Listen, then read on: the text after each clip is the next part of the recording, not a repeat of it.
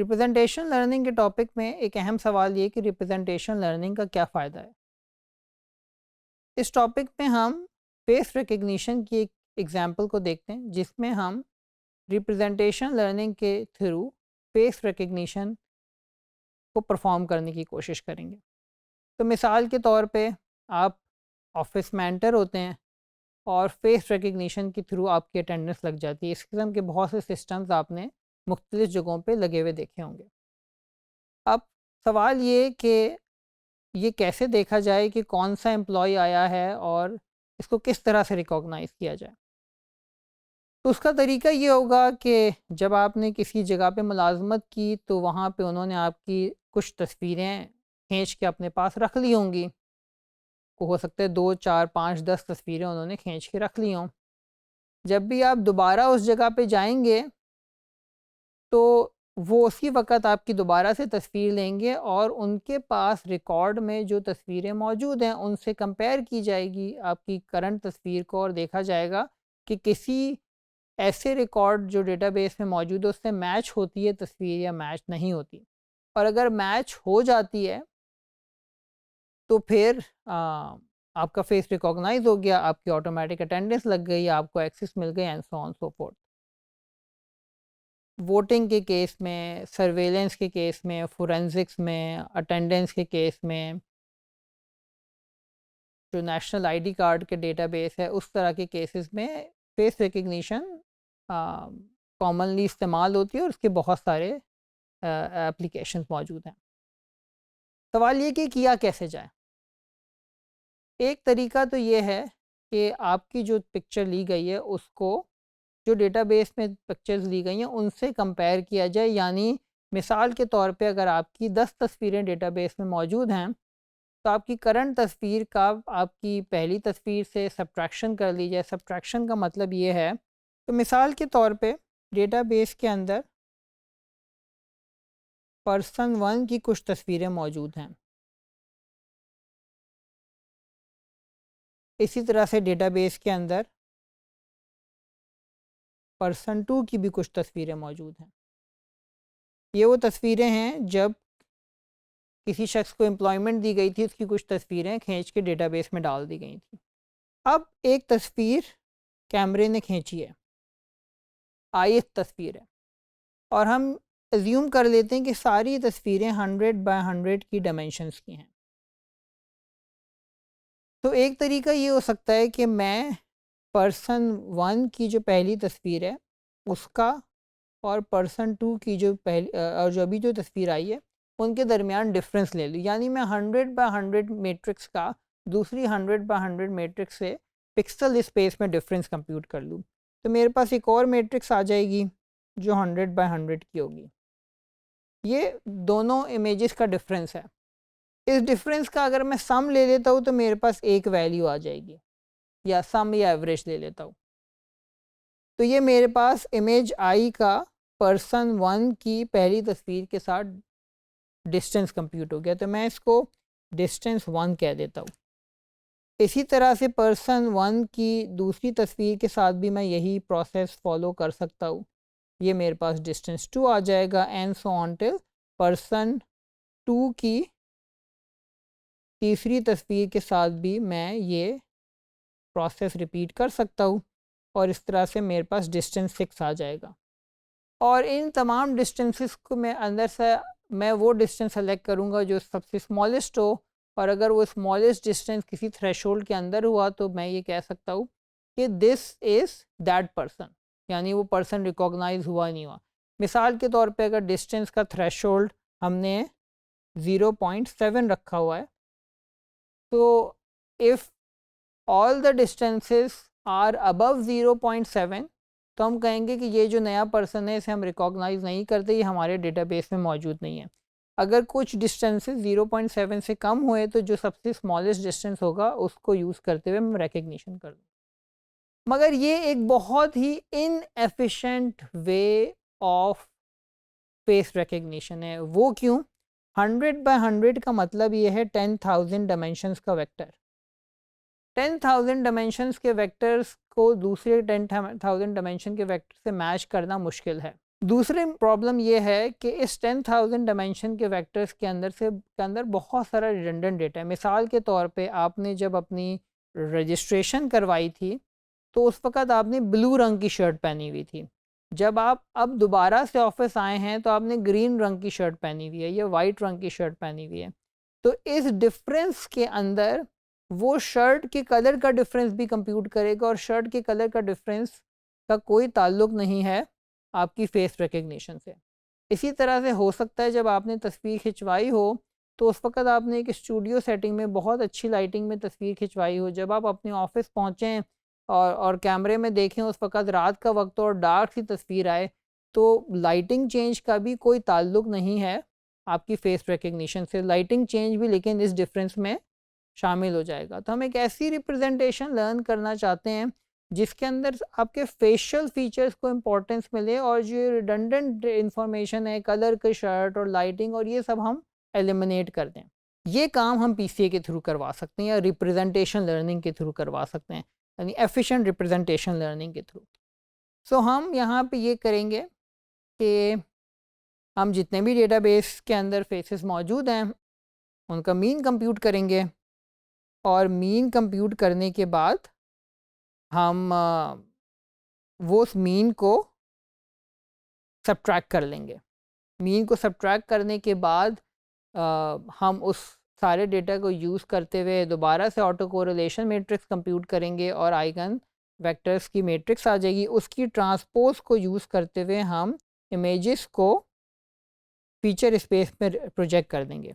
तो ये एक नया फेस आया है, इस नए फेस के ऊपर भी यही काम होगा, ये फीचर स्पेस में प्रोजेक्ट हो जाएगा और डेटाबेस में जो दूसरे पहले से मौजूद इमेजेस थे उनका को भी इसी डब्ल्यू ट्रांसपोज वाली मैट्रिक्स से मल्टीप्लाई करके फीचर स्पेस में ले आएंगे।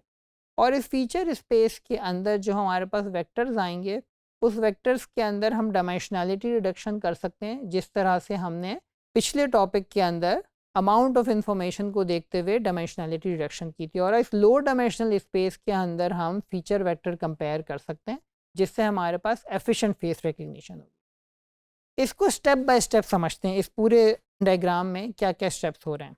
तो हमने पिछली एग्जांपल में देखा था कि 2/6 का वेक्टर था, ये हमारी एक टॉय एग्जांपल थी, टॉय डेटा था। अब हमारे पास फेसेस हैं, तो हमारे पास बहुत सारे फेसेस हैं। तो हमारा एक्स जो है वो एक फेसेस की मैट्रिक्स है।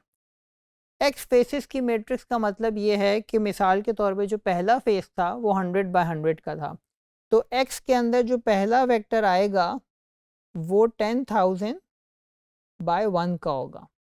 इसी तरह से जो दूसरा फेस है वो भी 100/100 का था, तो एक्स के अंदर जो दूसरा वेक्टर आएगा वो 10,000/1 का होगा। इसी तरह से जो एक्स के अंदर जितने भी वेक्टर्स होंगे वो सारे के सारे वेक्टर्स 10,000/1 के वेक्टर्स होंगे। यानी एक्स एसेंशियली एक L/n की मैट्रिक्स होगी या 10,000/n की मैट्रिक्स होगी, वह n is the number of faces. फिर हमने मीन कंप्यूट किया था, इसी तरह से हम यहाँ पे एक मीन फेस कंप्यूट कर लेंगे। फिर हमने मीन को तमाम वेक्टर से माइनस करके कोवारियंस मैट्रिक्स कंप्यूट करी थी। बिल्कुल इसी तरह से इस मीन फेस को मैं पहले फेस से सब्ट्रैक्ट करूँगा, इसी मीन फेस को मैं हर फेस से सब्ट्रैक्ट करके एक कोवारियंस मैट्रिक्स कंप्यूट कर लूँगा। फिर हमने इस कोवारियंस मैट्रिक्स की आइगन वैल्यूज़ और आइगन वेक्टर्स कंप्यूट करे थे। इसी तरह से मैं यहाँ पर आइगन वैल्यूज़ और आइगन वेक्टर्स कंप्यूट कर लूँगा। फेस रिकग्निशन में इन आइगन वेक्टर्स को आइगन फेसेस भी कहा जाता है।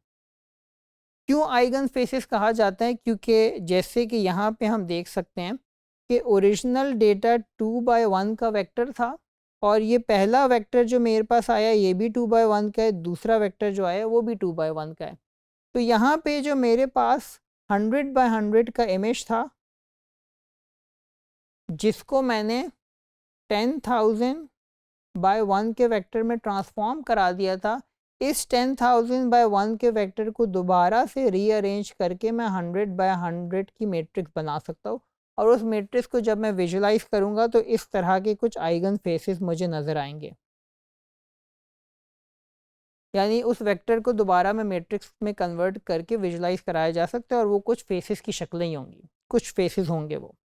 और इन तमाम वेक्टर्स को या इन तमाम आइगन फेसेस को हम देखते हैं तो ये बड़े अजीब से नज़र आ रहे हैं, क्योंकि इसके अंदर कहीं पे भी सिवाय पहले वेक्टर में जो मीन वेक्टर के करीब करीब है, कहीं पर भी एक्चुअल फेस कैप्चर नहीं हुआ, बल्कि फेस के कुछ एट्रीब्यूट्स कैप्चर हुए हैं। मिसाल के तौर पे इस पर्टिकुलर आइगन फेस में आईब्रोज कैप्चर हुई हैं। इसी तरह से इस पर्टिकुलर आइगन फेस के अंदर स्माइल कैप्चर हुई है। यानी ये एक ऐसी रिप्रेजेंटेशन है जिसमें कुछ इम्पॉर्टेंट इंफॉर्मेशन अलग अलग आइगन फेसेस में चली गई हैं। आईब्रोज की इंफॉर्मेशन कहीं में गई है, स्माइल की इंफॉर्मेशन कहीं और गई है, किसी ने ग्लासेस पहने उसकी इंफॉर्मेशन एक और वेक्टर में चली जाएगी, किसी की बियर्ड है उसकी इंफॉर्मेशन किसी और वेक्टर में चली जाएगी, क्योंकि ये वो सारे एट्रीब्यूट्स हैं जो फेस रिकग्निशन में यूज़फुल हैं। शर्ट ऑफ द कलर में नॉट बी दैट यूज़फुल या लाइटिंग में नॉट बी दैट यूज़फुल, लेकिन हर एक के फेशियल फीचर्स इंपॉर्टेंट हैं जो मुख्तलिफ आइगन फेसेस में चले जाएंगे।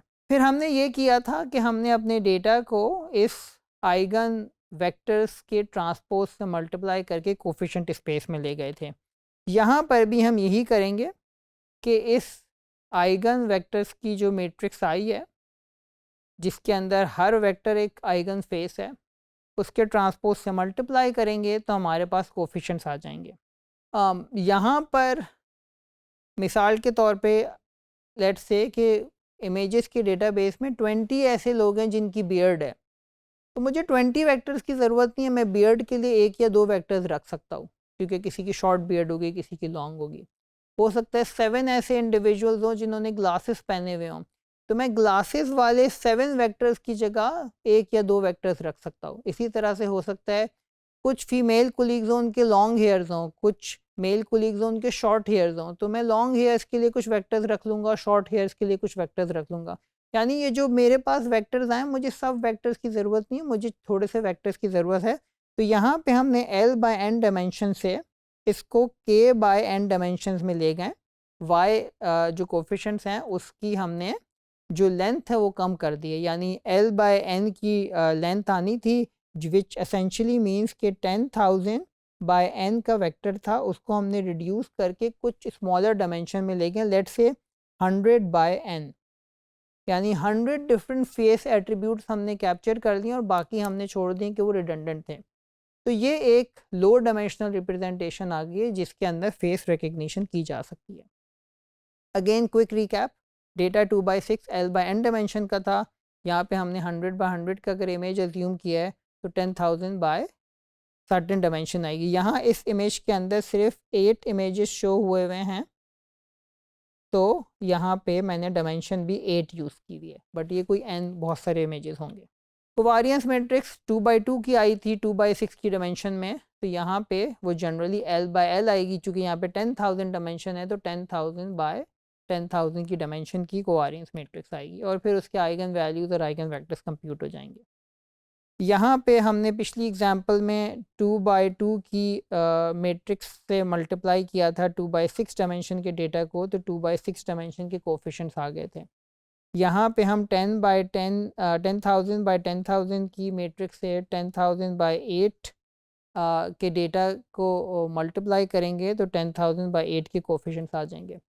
इस पर्टिकुलर एग्जांपल में ये याद रहे कि 8 फेसेस को रिप्रेजेंट करने के लिए आपको 10,000 वेक्टर्स की ज़रूरत नहीं है, आपको मैक्सिमम 8 वेक्टर्स की ज़रूरत है या उससे भी कम। तो यहाँ पे जब मैं इसकी डायमेंशनैलिटी रिड्यूस करूँगा तो जो मेरे पास k की वैल्यू मैं जनरेट करूँगा वो लेस देन और इक्वल्स टू 8 करूँगा। अगर लेस देन 8 करता हूँ तो कुछ इन्फॉर्मेशन रिमूव हो जाएगी, अगर एग्जैक्टली 8 करता हूँ तो इसका मतलब मैंने 100% इन्फॉर्मेशन रिटेन कर ली है। यानी मैं 10,000 की डायमेंशन से अगर 8 या 7 की डायमेंशन में भी चला जाऊँ तो भी मेरे पास ये एक अच्छी एफिशिएंट रिप्रेजेंटेशन होगी जिसमें फेस रिकग्निशन की जा सकती है। सो अगेन ये कुछ आइगन फेसेस की एग्जांपल है। अगेन हम यहाँ देख सकते हैं कि यहाँ पे बियर्ड की इंफॉर्मेशन कैप्चर हुई है, यहाँ पे मे बी हेड फीचर्स की इंफॉर्मेशन कैप्चर हुई है, यहाँ पे मे बी लिप्स की इंफॉर्मेशन की कैप्चर हुई है एंड सो ऑन। और इसके थ्रू अब देखते हैं कि किस तरह के रिजल्ट्स आते हैं। तो इस पर्टिकुलर एग्जांपल के अंदर हमें 98 इमेजेस हमने यूज़ किए हैं, जिससे हमने आइगन वेक्टर्स कंप्यूट किए और उससे ये कुछ आइगन फेसेस आ गए और उन आइगन फेसेस की बेसिस पे हम नंबर 1 रिकंस्ट्रक्शन कर सकते हैं, नंबर 2 फेस रिकग्निशन कर सकते हैं। रिकंस्ट्रक्शन का क्या मतलब है? हम जनरेटिव एआई के टॉपिक में हमने डिस्कस किया था कि हम कोफिशिएंट स्पेस में या रिप्रेजेंटेशन में जाके रिकंस्ट्रक्ट कर सकते हैं। तो रिकंस्ट्रक्ट का मतलब ये है कि मैं पहला आइगन वेक्टर लूँ और उसका वेटेड सम ले लूँ दूसरे आइगन वेक्टर से, तो ये पहला वेट आ गया, ये दूसरा वेट आ गया। तो मिसाल के तौर पे मैं अपने फेस की बात करता हूँ, तो मेरे फेस के अंदर और मीन फेस के अंदर फ़र्क ये है कि मेरे फेस के अंदर ग्लासेस भी होंगे और बियर्ड भी होगी। तो अगर मीन फेस के अंदर मैं ग्लासेस वाले आइगन वेक्टर का वेटेड सम ले लूँ, इसी तरह बियर्ड वाले आइगन वेक्टर का वेटेड सम ले लूँ, तो मेरा फेस रिकंस्ट्रक्ट हो सकता है। और जो बाकी जितने आइगन वेक्टर थे, जैसे लॉन्ग हेयर का आइगन वेक्टर था, उसको मैं बहुत थोड़ा सा वेट दूँ। तो लेट्स से कि ये पहला था, ये कोई मीन टाइप ऑफ फेस को रिप्रेजेंट कर रहा है, इसको बहुत हाई वेट दे देते हैं, लेट्स से 0.8। ये दूसरा है, ये बियर्ड को रिप्रेजेंट कर रहा है, तो इसको वेट दे देते हैं 0.1। और ये तीसरा है, लेट्स से ये ग्लासेस को रिप्रेजेंट कर रहा है, तो इसको वेट दे देते हैं 0.1 और ये बाकी को 0 वेट दे देते हैं। तो इसके लीनियर कॉम्बिनेशन से मेरा फेस रिकंस्ट्रक्ट हो सकता है। जो इन्वर्स मैट्रिक्स से मल्टीप्लाई किया था उसमें भी यही काम हो रहा था, यानी linear combination of basis vector से हम रिकंस्ट्रक्शन कर सकते हैं। यहाँ पे लेकिन मैं आपको एक और बात बताता चलूँ कि आइगन वेक्टर्स में, जैसे मैंने मिसाल में कहा कि एक में बियर्ड होगी, एक में ग्लासेस होगी एंड सो ऑन, इस तरह से very pronounced human understandable attributes capture नहीं होते, लेकिन वो डिफरेंट एट्रीब्यूट्स कैप्चर कर रहा होता है। नॉट नेसेसरली कि उसने जो ह्यूमन अंडरस्टैंडेबल एट्रीब्यूट्स हैं, beard, glasses, colour of eyes, may be structure of eyebrows and all that, उसने कैप्चर ना करो, लेकिन वो कुछ ना कुछ कैप्चर कर रहा होता है और उसके लीनियर कॉम्बिनेशन से हम फेस रीजनरेट कर सकते हैं। इस एग्जाम्पल में ये जो ग्राफ है ये आपको ये बता रहा है कि हमने जब 2 डायमेंशनल एग्जाम्पल देखी थी तो उसमें पहली डायमेंशन में 89% इन्फॉर्मेशन थी, दूसरी डायमेंशन में 11% इन्फॉर्मेशन थी, जो हमने आइगन वैल्यूज से भी एस्टिमेट कर लिया था। तो यहाँ पे हमने आइगन वैल्यूज़ प्लॉट किए हैं। तो आइगन वैल्यूज़ को हम देखते हैं, तो कुछ आइगन वैल्यूज़ की वैल्यू बहुत ज़्यादा है, कुछ की थोड़ी कम है और कुछ की बहुत ही कम है। यानी ये कुछ आइगन वैल्यूज़ हैं जो ज़्यादा हैं, ये कुछ कम है। इसका मतलब यहाँ पे जो कुछ आइगन वेक्टर्स होंगे उसमें ज़्यादा इन्फॉर्मेशन होगी, यहाँ पे जो कुछ आइगन वेक्टर्स होंगे उनमें कम इन्फॉर्मेशन होती है। ज़्यादा इन्फॉर्मेशन वाले आइगन वेक्टर्स, ये कम इन्फॉर्मेशन वाले आइगन वेक्टर्स हैं। इसका मतलब अगर मैं इन थोड़े से आइगन वेक्टर से रिकंस्ट्रक्शन करूँ तो भी अच्छी रिकंस्ट्रक्शन हो सकती है, क्योंकि यहाँ पे ज़्यादा इन्फॉर्मेशन है। तो इसको देखते हैं। यहाँ पे जो फर्स्ट रो है उसमें ओरिजिनल इमेज को 98 आइगन वेक्टर से रिकंस्ट्रक्ट किया। याद रहे कि डेटाबेस के अंदर 98 इमेजेस ही थे, तो यहाँ पे परफेक्ट रिकंस्ट्रक्शन हुई है। इस फेस को भी देखते हैं, ये भी परफेक्टली रिकंस्ट्रक्ट हुआ एंड सो ऑन। जब मैं यही रिकंस्ट्रक्शन 49 आइगन वेक्टर से करता हूँ तो वी कैन सी कि कुछ थोड़ा सा फ़र्क आ गया है, थोड़ी सी ब्लरीनेस है। इस एग्जांपल में देखते हैं कि 49 आइगन वेक्टर से जो रिकंस्ट्रक्शन है उसमें स्माइल आई है, लेकिन 30 आइगन वेक्टर से जो रिकंस्ट्रक्शन है उसमें स्माइल रिमूव हो गई है। इसी तरह से यहाँ पे देखते हैं कि 49 आइगन वेक्टर से मोर और लेस फेस कैप्चर हो गया, हल्का सा ब्लर है, ग्लासेस भी मौजूद हैं। जब मैं 30 आइगन वेक्टर्स पे जाता हूँ तो ग्लासेस की इंफॉर्मेशन रिमूव हो गई है और बियर्ड भी लाइट हो गई है। इसी तरह से जब मैं 20 आइगन वेक्टर्स पे जाता हूँ तो आई कैन सी के इंफॉर्मेशन मज़ीद लेस हो गई है। तो ये एग्जांपल ये बता रही है कि even 49 eigen vectors were good enough, क्योंकि उसमें मोर और लेस फेस रिकंस्ट्रक्ट हो गया है। उससे नीचे जाते हैं 20 या 30 आइगन वेक्टर्स पे, तो कुछ इन्फॉर्मेशन लॉस हो रही है। हो सकता है वो लॉस फेस रिकग्निशन के लिए इम्पोर्टेंट हो सकता है ना हो, लेकिन यहाँ पे ये एक जनरेटिव एआई की या जनरेटिव मॉडल की एग्जांपल है, जहाँ पे हमने इमेजेस लिए, उनको कोफिशिएंट स्पेस में ले गए, वहाँ पे हमने डायमेंशनैलिटी रिडक्शन करी, यानी जो डायमेंशंस थी उसमें से सिर्फ 49 कोफिशिएंट्स को यूज़ किया और 49 आइगन वेक्टर्स को यूज़ किया इंस्टेड ऑफ 98 आइगन वेक्टर। उससे भी हमने बहुत अच्छी रिकंस्ट्रक्शन कर ली है और बहुत अच्छी इमेज जनरेशन कर ली है। एक और एग्जांपल यहाँ पे देखते हैं, हमारे डेटाबेस के अंदर जो इमेजेस थे उनकी रिकंस्ट्रक्शन तो हमने देखी। यहाँ पे कुछ एग्जांपल हैं ऐसे फेसेस की रिकंस्ट्रक्शन जो डेटाबेस में थे ही नहीं। तो वी कैन से कि ये फर्स्ट फेस को जब हम प्रोजेक्ट करके रिकंस्ट्रक्ट करते हैं तो कुछ ना कुछ रिकंस्ट्रक्ट हो रहा है, लेकिन इस लास्ट एग्जांपल में वी सी के बहुत बड़ी बुरी रिकंस्ट्रक्शन है, क्योंकि लास्ट एग्जांपल में जो इमेज है वो ग्रे स्केल भी है, उनकी बहुत बड़ी बियर्ड भी है। शायद इस तरह का कोई भी इमेज हमारे डेटाबेस में मौजूद नहीं था। इनफैक्ट अगर आप डेटाबेस को दोबारा से देखें तो लॉन्ग बियर्ड का कोई भी फेस मौजूद नहीं था, इसी वजह से बहुत बुरी रिकंस्ट्रक्शन हुई है।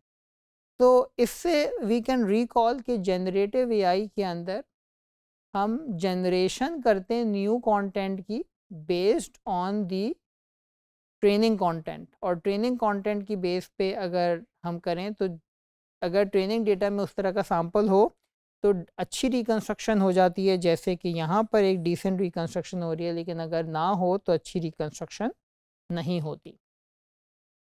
अब इसको टॉपिक को समराइज़ करने के लिए दोबारा से आते हैं फेस रिकग्निशन पे। हमने projection to the coefficient space, dimensionality reduction और reconstruction using linear combination of eigen vectors देख लिया। अब इससे हम रिकग्निशन कैसे करेंगे। रिकग्निशन के केस में हम रिकंस्ट्रक्शन नहीं करेंगे, बल्कि जो हमने डिस्टेंसेस कंप्यूट किए थे इमेज स्पेस में, वही डिस्टेंसेस हम अब दोबारा कंप्यूट करेंगे लेकिन कोफिशिएंट स्पेस में। तो मैंने आपसे ये कहा था कि इमेज स्पेस में 100 बाय 100 का इमेज 10,000 का वेक्टर था। फिर मैंने आपसे ये कहा था कि कोफिशिएंट स्पेस में इस 10,000 में के अंदर से अगर हम सिर्फ 100 कोफिशिएंट यूज़ कर लेते हैं, तब आप 100 डायमेंशन के वेक्टर्स को दूसरे 100 डायमेंशन के वेक्टर से मैच करा रहे होंगे। यानी जितने भी डेटाबेस में इमेजेस हैं वो हर इमेज 10,000 वैल्यूज़ की जगह 100 वैल्यू से रिप्रेजेंटेड होगा। जो नया इमेज आएगा उसको भी हम transpose of the eigen vectors of auto correlation वाली मैट्रिक्स से मल्टीप्लाई करके कोफिशिएंट स्पेस में ले जाएंगे और इन 100 डायमेंशन के वेक्टर्स की मैचिंग करेंगे, और उससे हमारे पास एक बेहतर फेस रिकग्निशन हो जाएगी। इस टॉपिक को मज़ीद समझने के लिए एक सैम्पल नोटबुक आपसे शेयर की जाएगी, उसके अंदर आप कोड को इम्प्लीमेंट करके इसे मज़ीद समझ सकते हैं। Thank you.